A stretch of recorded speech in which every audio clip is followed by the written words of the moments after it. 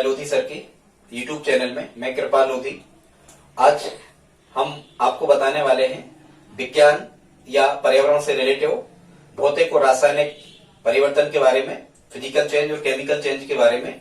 Students, आप किसी भी स्टेट लेवल का या नेशनल लेवल का कोई भी एग्जाम देने जाते हो और यदि उसमें से साइंस या पर्यावरण से रिलेटेड कोई टॉपिक पूछा जाना है तो यहाँ से आने के चांस होते हैं, यहाँ से प्रश्न आता है। यदि आप हमारे चैनल पर पहली बार विजिट कर रहे हो तो प्लीज सब्सक्राइब कर लें, लाइक तो कर ही दें। तो देखते हैं स्टूडेंट्स, भौतिक और रासायनिक परिवर्तन, इनमें अंतर और मुख्यतः यहाँ से प्रश्न कैसा पूछा जाता है, आप इसको भी समझ ही लो। यहाँ से प्रश्न आता है कि निम्न में से कौन भौतिक परिवर्तन है, या निम्न में से कौन रासायनिक परिवर्तन है, या निम्न में से कौन भौतिक या रासायनिक परिवर्तन नहीं है। या फिर प्रश्न यहां से आता है कि वो कोई परिवर्तन वहां पर लिख देते हैं, कागज का काटना या ईंधन का दहन, कुछ भी ऐसा वो लिख देते हैं और फिर एग्जामिनर आपसे पूछता है कि इसमें कौन सा परिवर्तन है। तो मुख्यतः विज्ञान में दो प्रकार के परिवर्तन होते हैं, रासायनिक परिवर्तन और भौतिक परिवर्तन। ठीक है स्टूडेंट्स, इनको देख लेते हैं। सबसे पहले हमने आपको भौतिक परिवर्तनों के बारे में बताया है, फिजिकल चेंज क्या कहलाते हैं। तो वे परिवर्तन जिनमें केवल पदार्थों के भौतिक गुण बदलते हैं और कोई नया पदार्थ नहीं बनता। ऐसे परिवर्तन जिनमें पदार्थों के केवल भौतिक गुण बदलते हैं और कोई नया पदार्थ नहीं बनता, इन्हें हम भौतिक परिवर्तन या फिर फिजिकल चेंज कहते हैं। अब हम देख लेते हैं कि भौतिक गुण क्या कहलाते हैं स्टूडेंट्स। तो भौतिक गुणों का मतलब होता है कि उस पदार्थ का आकार परिवर्तन, मतलब भौतिक गुण क्या कहलाते हैं, जैसे हम कहें आकार या आयतन या रंग, ताप या घनत्व आदि, ये क्या कहलाती हैं चीजें, ये इसके भौतिक गुण कहलाते हैं किसी भी पदार्थ के। ठीक है, तो इसमें हम क्या कह रहे हैं कि उसके भौतिक गुण, पदार्थ के केवल भौतिक गुण बदलते हैं, मतलब आकार बदल जाएगा, आयतन, रंग, ताप, घनत्व, तो ये चीजें बदल जाएंगी, बाकी और कोई परिवर्तन नहीं होगा, मतलब नया पदार्थ नहीं बनेगा। इस प्रकार के परिवर्तन को हम क्या कहते हैं स्टूडेंट्स, इस प्रकार के परिवर्तन को हम क्या कहते हैं, भौतिक परिवर्तन कहते हैं।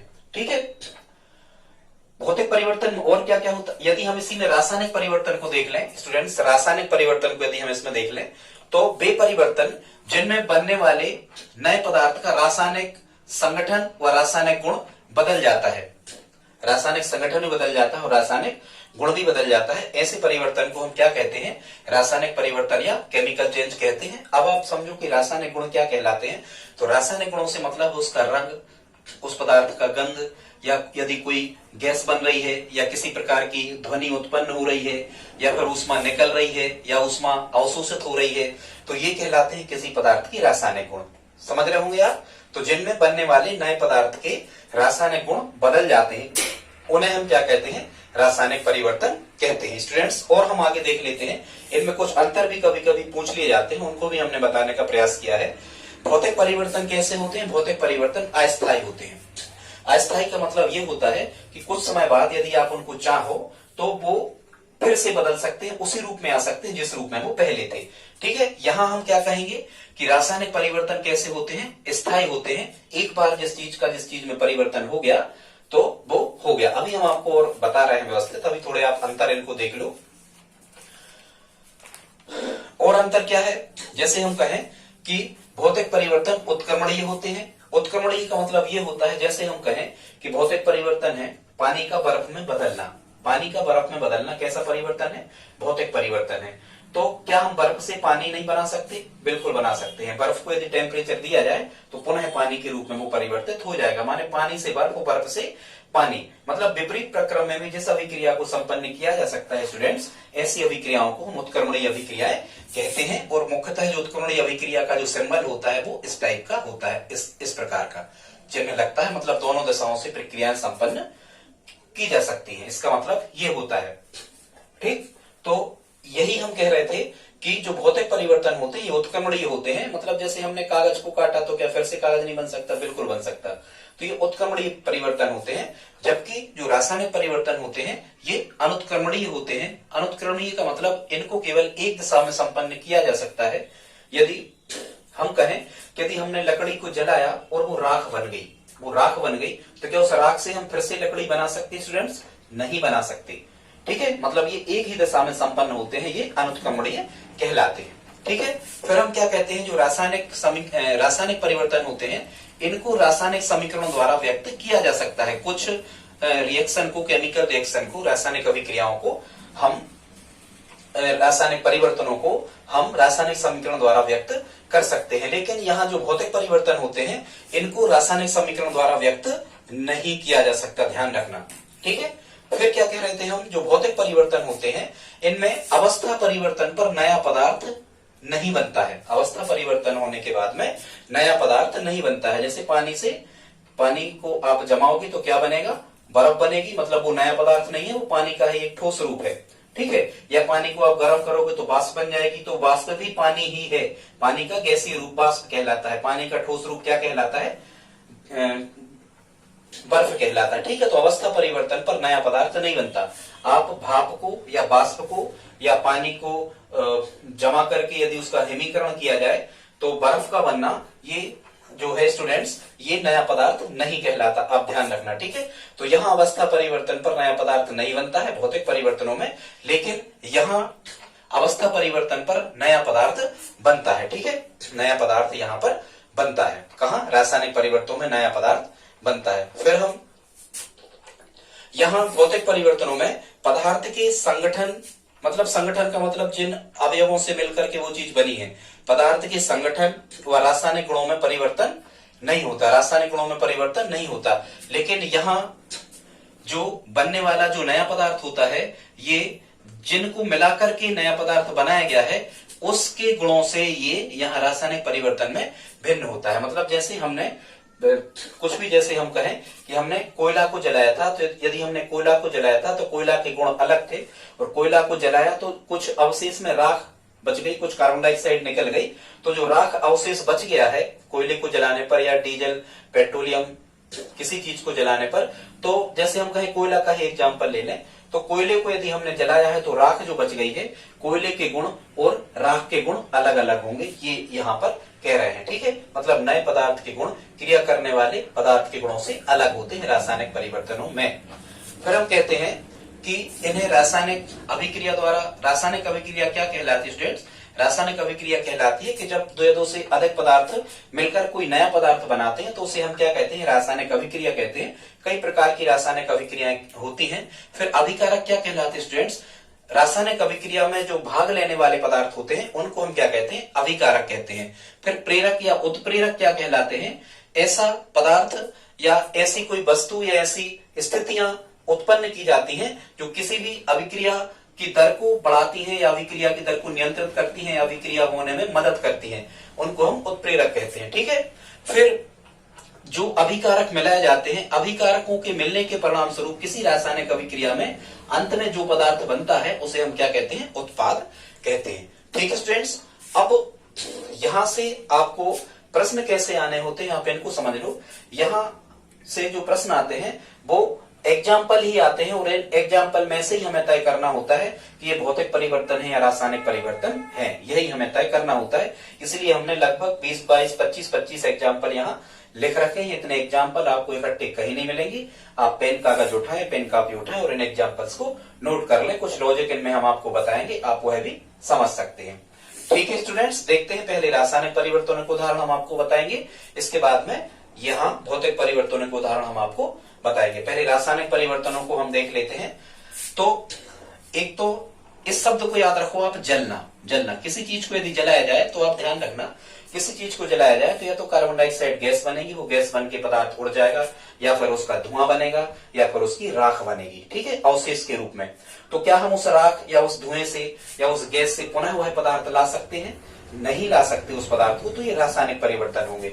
अब आप याद रखना, यदि कभी लिखा है मैग्नीशियम के फीते का जलना, जब मैग्नीशियम का फीता जलता है तो जलने के बाद क्या हम मैग्नीशियम को वापस ला सकते हैं? नहीं ला सकते। मतलब ये कैसा परिवर्तन हुआ? रासायनिक परिवर्तन हुआ, ठीक है। जलने का कोई भी प्रश्न आ जाए आपको, कोयले का जलना, लकड़ी, डीजल या पेट्रोलियम पदार्थ या कागज आदि का जलना, ये सभी के सभी जलने वाले जो एग्जाम्पल होते हैं ये रासायनिक परिवर्तन होते हैं, ठीक है, कैसे होते हैं, रासायनिक परिवर्तन होते हैं। क्योंकि देखो यहाँ लिखा है कि उनकी गंध बदल जाती है। अब इनकी गंध बिल्कुल बदल रही होगी यदि आप जलाओगे। पहले उनकी गंध कुछ और थी, बाद में उनकी गंध कोई और होगी। कोई गैस का बनना, तो यहाँ जितना भी आप जला रहे होगे गैस भी बन रही होगी। ठीक है, इसी प्रकार से अगला एग्जाम्पल हम कहें पटाखों का विस्फोट, पटाखों का फूटना। जब पटाखे फूट जाते हैं तो क्या उनसे हम पुनः वही पटाखे बना सकते हैं? नहीं बना सकते। तो ये रासायनिक परिवर्तन हुआ। खाना बनाना, भोजन का बनना या भोजन बनाना, जिन चीजों को मिलाकर के हमने भोजन बनाया है तो उनका सब तो बदल गया, रंग बदल गया भोजन का, गंध बदल गई, कोई गैस भी निकली होगी। ठीक है, भोजन जब पक रहा होगा तो ध्वनि उत्पन्न हुई होगी, ऊष्मा निकलेगी, गर्म बनता है भोजन, तो ये सब कोई क्रियाएं तो हो रही। तो हम क्या कहेंगे, खाना का बनना या भोजन का बनना या बनाना, ये रासायनिक परिवर्तन हो गया। भोजन का पचना, भोजन का पचना, जब भोजन पचता है तो ये हम कहें कि ग्लूकोज के रूप में या मल के रूप में जो निकल जाता है, तो क्या उससे हम पुनः वही भोजन बना सकते? नहीं बना सकते। तो खाना का पचना भी रासायनिक परिवर्तन हुआ। भोजन सामग्री का बासा होना, भोजन सामग्री बासी हो गई तो क्या पुनः उसे आप उसी प्रकार की ताजी बना सकते? नहीं बना सकते, क्योंकि उसका रंग या गंध भी बदल गई होगी उसकी, और ये रंग या गंध यदि बदल जाए तो वो रासायनिक परिवर्तन है। ठीक है, फिर हम कहें सेव का काटा जाना, ये भी रासायनिक परिवर्तन है। ध्यान रखना, सेव का काटा जाना रासायनिक परिवर्तन है, लेकिन अन्य प्रकार की ऐसी सब्जियों या सलाद को काटा जाना भौतिक परिवर्तन है जिनका रंग नहीं बदलता। यहाँ सेव का काटा जाना स्टूडेंट्स रासायनिक परिवर्तन इसलिए है क्योंकि जब सेब को काटा जाता है, आप काट के देखना कभी, तो सेब का रंग बदल जाता है। क्या हो जाता? सेब का रंग बदल जाता है, और यदि रंग बदल जाता है तो यहाँ हमने बता रखा है आपको पहले, वो कौन सा परिवर्तन हुआ, रासायनिक परिवर्तन हुआ। ठीक है, फिर यदि हम कहें बल्ब का फूटना, बल्ब का जलना अलग बात है। बल्ब का जलना भौतिक परिवर्तन है, क्योंकि बल्ब को आप जला सकते हो, स्विच से वो बल्ब को बुझा सकते हो। तो बल्ब का जलना या बल्ब का बुझना वो भौतिक परिवर्तन है। ठीक है, क्योंकि उसे वापस लाया जा सकता है, जले को बुझाया जा सकता है, बुझे को जलाया जा सकता है। लेकिन यहाँ हम कह रहे हैं बल्ब का फूटना। क्या कोई बल्ब कभी फूट जाता है तो क्या फिर से नया बल्ब बना सकते हो आप? उससे बन जाता है? नहीं बनता। तो ये बल्ब का फूटना रासायनिक परिवर्तन हुआ। फलों का पकना, फलों का पकना, ये एग्जाम्पल पूछे जाते हैं। पूरे एग्जाम्पल हमने इंपोर्टेंट टाइप से एग्जाम में से कुछ ढूंढ के लिखे हैं, वहां से आप समझ सकते हो। फलों का पकना, स्टूडेंट्स पहले फल कच्चे होते हैं, उनका स्वाद अलग होता है, उनका रंग अलग होता है, और जब कोई फल पक जाता है तो उनका स्वाद और रंग सब बदल जाता है।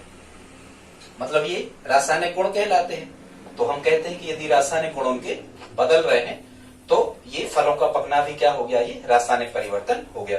मोमबत्ती का जलना, मोमबत्ती का जलना, यदि मोमबत्ती जल रही है, मोमबत्ती जल रही है यदि, तो क्या उत्पन्न हो रहा है? गंध उत्पन्न हो रही है, गैस भी बन रही होगी। यदि हम ऊपर उसके हाथ रख दें तो रंग भी बदल जाएगा, धुआं वो रंग दे रहा होगा, काला रंग दे रहा होगा। तो हम कहेंगे कि मोमबत्ती का जलना, क्योंकि जली हुई मोमबत्ती से फिर से मोमबत्ती बनाई जा सकती है क्या? नहीं बनाई जा सकती। स्टूडेंट्स यहाँ जो मोमबत्ती वाला क्वेश्चन है ये भ्रमित करने वाला है। यदि आपको लिखा आता है मोमबत्ती का जलना, तो फिर यहाँ सही है मोमबत्ती का जलना रासायनिक परिवर्तन है। और यदि साफ साफ लिखा आता है मोमबत्ती का पिघलना, तो मोमबत्ती जब जलती है वो पिघलती है, वो फिर से मोम बन जाती है, उसे हम फिर जला सकते हैं, फिर मोम बन जाती। तो मोमबत्ती का जलना रासायनिक परिवर्तन है, लेकिन मोमबत्ती का पिघलना भौतिक परिवर्तन है। एक बात हो गई। लेकिन यदि आपको केवल इतना लिखा है कि मोमबत्ती का जलना और वहां पर लिखा है कि रासायनिक और भौतिक दोनों परिवर्तन है, तो स्टूडेंट्स इस क्वेश्चन में आप मोमबत्ती का जलना भौतिक और रासायनिक दोनों परिवर्तन है, आप इसी पर सही का निशान लगाएं। ये बात सही है, मोमबत्ती का जलना जो है वो भौतिक परिवर्तन भी है और रासायनिक परिवर्तन भी है। भौतिक कैसे है कि मोम नीचे बह जाती है, उस मोम को हम फिर से जला सकते हैं, तो भौतिक हुआ। और उसमें गैस बनती है, धुआं बनता है, ठीक है, या फिर उस मोमबत्ती को पुनः हम उतनी वापस नहीं ला सकते जितनी वो पहले थी, तो ये रासायनिक परिवर्तन भी है। ठीक है, याद रखना, दोनों में निशान लगाना कभी आ जाए तो। इसके बाद में हम कहें रोटी बनाना या रोटी का बनना, ये भी रासायनिक परिवर्तन है। रोटी हमने बना ली तो क्या फिर से उसका आटा बन सकता है? नहीं बन सकता। ठीक है, रंग बदल गया, गैस उत्पन्न होती है, कार्बन डाइऑक्साइड भरी होती है फूली रोटी में। फिर हम कहें दूध का दही बनना, दूध का दही बनना, क्या दही से पुनः दूध बना सकते? नहीं बना सकते। तो दूध का दही बनना भी रासायनिक परिवर्तन है। कागज का बनना, कागज स्टूडेंट्स कैसे बनता है? बांस से बनता है। तो क्या हम कागज से फिर से बांस बना सकते? नहीं बना सकते। तो कागज का बनना भी रासायनिक परिवर्तन हुआ। सांस लेना, सांस लेते हैं हम, ऑक्सीजन लेते हैं। क्या लेते हैं?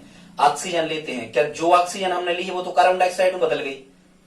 क्या हम पुनः वही ऑक्सीजन बना सकते? नहीं बना सकते। तो फिर सांस लेना भी रासायनिक परिवर्तन हुआ। आटा गूंथना, आपने आटे में पानी मिला के आटा गूंथ दिया, तो क्या पुनः वही आटा बना सकते हैं? नहीं बना सकते।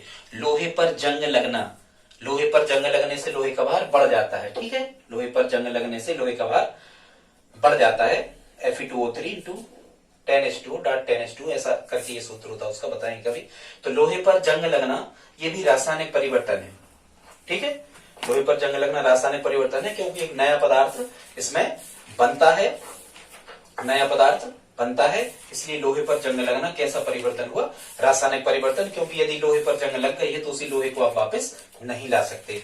फिर हम कहें जल का विद्युत अपघटन, ये भी रासायनिक परिवर्तन है। जल का विद्युत अपघटन, जो बैटरी होती है, इन्वर्टर के रूप में हम घरों में यूज करते हैं इसका, जब हम इसको चार्ज करते हैं तो जल के जो अणु होते हैं हाइड्रोजन और ऑक्सीजन की अलग अलग बैठ जाते हैं। एक सिरे पर ऑक्सीजन इकट्ठा हो जाता है और एक सिरे पर हाइड्रोजन इकट्ठा हो जाता है। जल जो है ये अपने आयनों में विभक्त हो जाता है। अब ठीक है, यदि जब वो आयनों में विभक्त हो जाता है तो हम उस जल से जो कम हो गया है आयनों में टूट के, उससे फिर से जल नहीं बना सकते, इसलिए हम फिर से डिस्टिल वाटर उसमें डालना होती है। तो जल का विद्युत अपघटन भी क्या हो गया? रासायनिक परिवर्तन हो गया, ठीक है। शराब बनाना, ये हालांकि किण्वन की क्रिया से बनता है।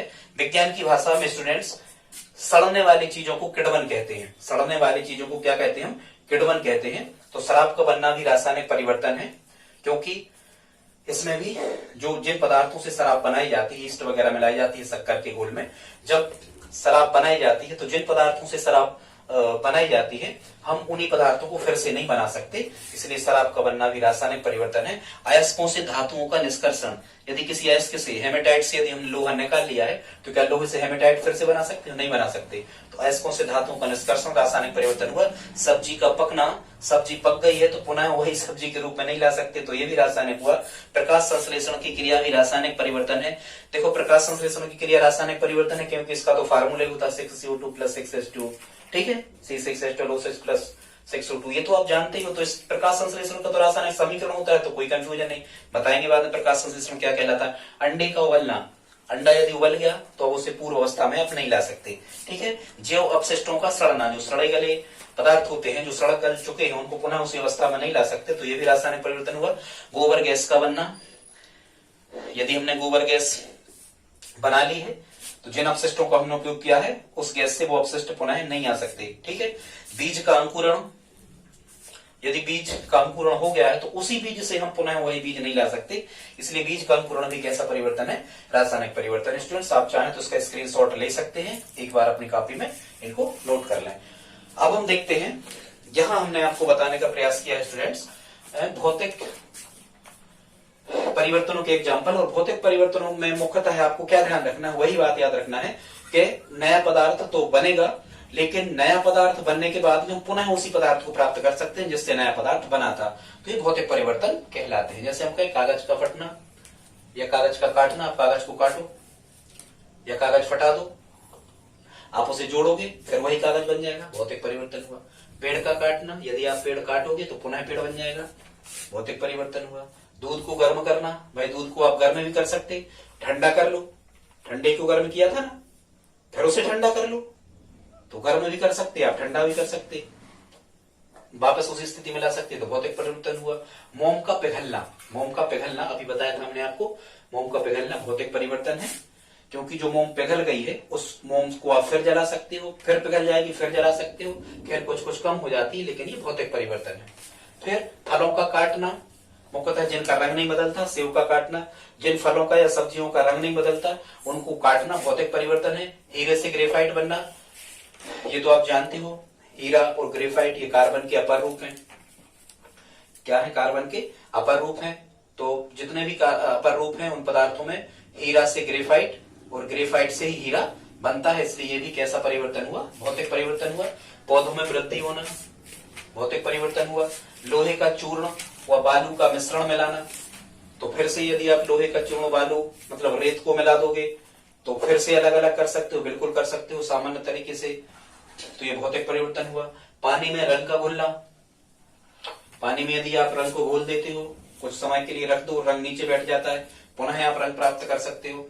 जल में नमक का घुलना, जब आपने जल में नमक का घुलना नमक जब नहीं घुला था जल में तब आपने उसका स्वाद लिया था, वो बाद में उसका खारा था, और जब घोलने के बाद स्वाद लिया तो भी कैसा है, खारा ही है। ठीक, तो कैसा परिवर्तन हुआ, भौतिक परिवर्तन हुआ। या जल में नमक घोल के पुनः भी नमक आप प्राप्त कर सकते, इसलिए भौतिक परिवर्तन हुआ। जल में शक्कर का घुलना, शक्कर पानी में घोल दो तो भी मीठी थी, बाद में भी मीठी ही रहेगी।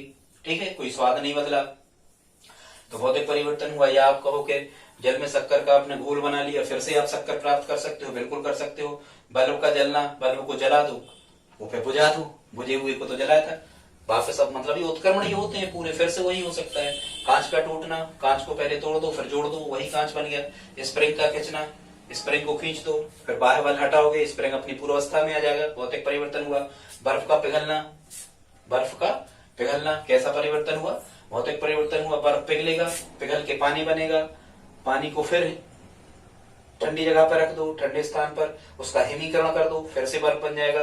पानी का बर्फ बनना, पानी का बर्फ बनना, पानी से बर्फ बनेगी, बर्फ से फिर पानी बनेगा, भौतिक परिवर्तन हुआ।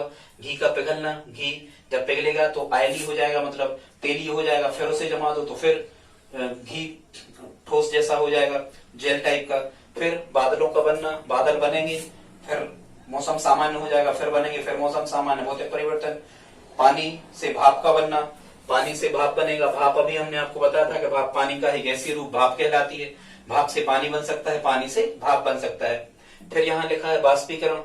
स्टूडेंट्स, बाष्पीकरण क्या कहलाता है, समुद्र से, नदियों से, तालाबों से, ठीक है, गर्मी पाकर जल का बाष्प बनकर ऊपर उड़ जाना बाष्पीकरण कहलाता है।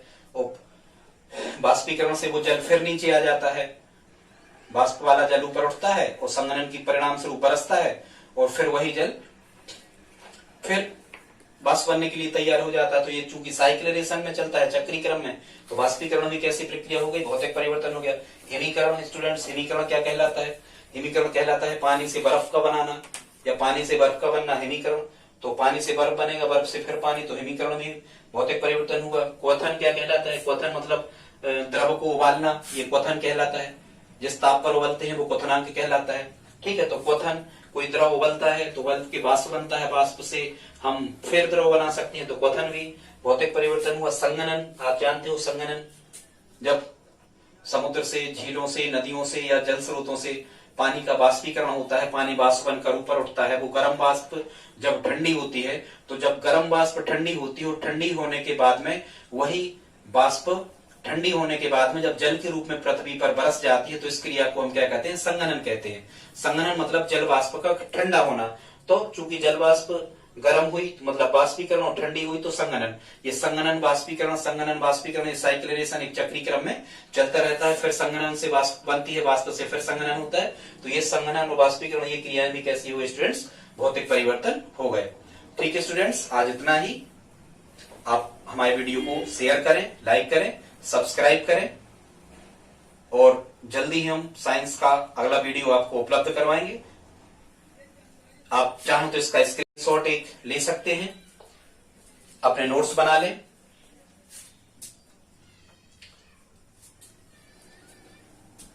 हमारे पढ़ाने का तरीका आपको कैसा लगा प्लीज कमेंट करके बताएं। कमेंट तो कर ही दें, जो कुछ भी जैसा आपको लगा हो। धन्यवाद।